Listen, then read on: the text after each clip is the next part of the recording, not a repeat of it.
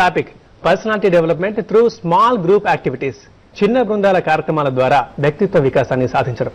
ఈ రోజుల్లో ఈ పోటీ ప్రపంచంలో వ్యక్తిత్వ వికాసం అనేది ప్రతి ఒక్కరికి చాలా అవసరం. ఇక మనం పర్సనాలిటీ డెవలప్మెంట్ గురించి కొన్ని సంవత్సరాలుగా వింటున్నాం, తెలుసుకుంటున్నాం, చదువుతున్నాం, కానీ వాటిని ఆచరించడం లేదు. ఎందుకంటే ఆచరించే మార్గాలు మనకు చాలా కష్టంగా తోస్తాయి. అయితే స్మాల్ గ్రూప్ యాక్టివిటీస్ ద్వారా, కొన్ని చిన్న చిన్న కార్యక్రమాల ద్వారా వ్యక్తిత్వ వికాసం సంపాదించవచ్చు, సాధించవచ్చు అంటున్నారు ప్రముఖ వ్యక్తిత్వ వికాస నిపుణులు వి విశ్వనాథన్ గారు. మరి అవేంటి, ఎలా మనం వ్యక్తిత్వ వికాసాన్ని సంపాదించవచ్చు ఆయన అడిగి తెలుసుకుందాం. నమస్కారం విశ్వనాథన్ గారు. నమస్కారం అండి. కార్యక్రమానికి స్వాగతం. అలాగే మనతో పాటు కొంతమంది కాలేజ్ ఫ్రెండ్స్ ఉన్నారు, వారికి కూడా వెల్కమ్ చెప్దాం. Hi friends. ముందుగా చిన్నగా ఒకసారి బ్రీఫ్ గా వ్యక్తిత్వ వికాసం, ఈ పర్సనల్ డెవలప్మెంట్ ఎంతవరకు అవసరం, ప్రతి ఒక్కరికి అవసరమా? వ్యక్తి అభివృద్ధి కనుక పరుచుకోకపోయినట్టయితే తన యొక్క సామర్థ్యాలను, నైపుణ్యాలను జీవితంలో రాణించలేడు. సాధారణ స్థాయిలో ఉండిపోదామనుకునేటువంటి వ్యక్తులను మినహాయిస్తే నిజానికి తెలివిగలవాడెవ్వడు అలా ఆలోచించడు. తను ఎన్నుకున్న కార్యరంగంలో ఉన్నత స్థాయికి రావాలని, అభివృద్ధి చెందాలని, 10 మంది చేత మెప్పు పొందాలని, తన సామర్థ్యాలు తన అంచనాల మేరకైనా తాను అభివృద్ధి పరుచుకుని పైకి రావాలని ఒక్కొక్కరికి ఉంటుంది. ఈ ఆశ ఉంటుంది కానీ ప్రయత్నం దగ్గర అయితే తెలివిడి లోపం లేక విధానాల యొక్క పరిచయం లేకపోవటం, ఇలాంటి కొన్ని ఇబ్బందుల వల్ల ఏమి కావాలో తెలుసు కానీ ఎలా చేయాలో తెలుసుకోలేక జనం వెనుకబడుతూ ఉంటారు. అందుకని వ్యక్తిత్వ వికాసం అనేటువంటిది ఏ రంగంలోకి దానికి సంబంధించినటువంటి వ్యక్తులైనా కూడా తప్పనిసరిగా అభివృద్ధి పరచుకోవాల్సినటువంటిది.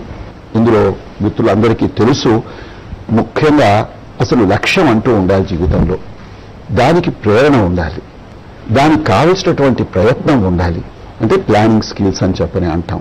నేర్చుకునే సామర్థ్యం ఉండాలి, నేర్చుకోవటానికి బద్ధకం ఉండకూడదు, సమయాన్ని సద్వినియోగపరుచుకునేటువంటి సామర్థ్యం ఉండాలి, చక్కగా ఉన్న అనుమానాన్ని అడిగి తెలుసుకునేటువంటి ప్రశ్నించే ధైర్యం ఉండాలి, విన్నది తెలుసుకుని గ్రహించే నేర్పరితనం ఉండాలి. ఇంతవరకు తెలిసిన దానితో కొత్తగా తెలుసుకున్న దాన్ని అనుసంధానం చేసి ఏం కొత్తది అంగీకరిద్దామా, అంగీకరించొద్దా, ప్రశ్నిద్దామా, ప్రశ్నించక్కర్లేకుండానే అంగీకరిద్దామా అనేటువంటి విశ్లేషణ సామర్థ్యం ఉండాలి. ఇలా అనేక రకమైనటువంటి సామర్థ్యాలు, అంటే మామూలుగా కమ్యూనికేషన్ స్కిల్స్, టైం మేనేజ్మెంట్ అని ఇవన్నీ చెబుతారు. ఇవన్నీ కావాలని అందరికీ తెలుసు కానీ ఎలా అభివృద్ధి పరచుకోవాలో మళ్ళీ వాళ్ళకి ప్రాక్టికల్ ఓరియంటేషన్తో ఉంటే బాగుంటుందని చెప్పని ఈ small group activity, personality development through small group activity అని చెప్పని బాగుంటుందని చెప్పి నేను ప్రతిపాదిస్తున్నాను. మరి ఆ స్మాల్ గ్రూప్ యాక్టివిటీస్ ఏంటి? నేను చాలా పుస్తకాలు చదివాను, నేను చాలా మంది ఉపన్యాసాలు విన్నాను, మన జైహో సక్సెస్ మంత్ర కార్యక్రమాలు నేను తరచుగా చూస్తూనే ఉన్నాను. కానీ అది నాకు వంట పట్టడం లేదు అనేటువంటి ప్రశ్న వ్యక్తుల మనస్సుల్లో ఉండిపోతుంది. దీనికి నేను ఏమనుకుంటున్నానంటే, అసలు ఒక కార్యరంగాన్ని ముందు ఎన్నుకోవాలి. ఉదాహరణకు కమ్యూనికేషన్ స్కిల్స్ డెవలప్ చేసుకుందామని అనుకుంటున్నటువంటి వాళ్ళు 2 లేక 3 ఉంటే చాలు. కొన్ని స్కిల్స్ ఒక్కరిగా వాళ్ళంతకు వాళ్ళే అభివృద్ధి పరచుకోవడానికి అవకాశం ఉంటుంది. కానీ కమ్యూనికేషన్ స్కిల్స్ లాంటివి కనీసం 2 లేక 3 తోడు కనుక లేకపోయినట్టయితే అభివృద్ధి పరచుకోవటం కష్టం. నిజానికి మాట్లాడటానికి ముందు ఇంటర్నల్ కమ్యూనికేషన్ అని చెప్పని అంటాం.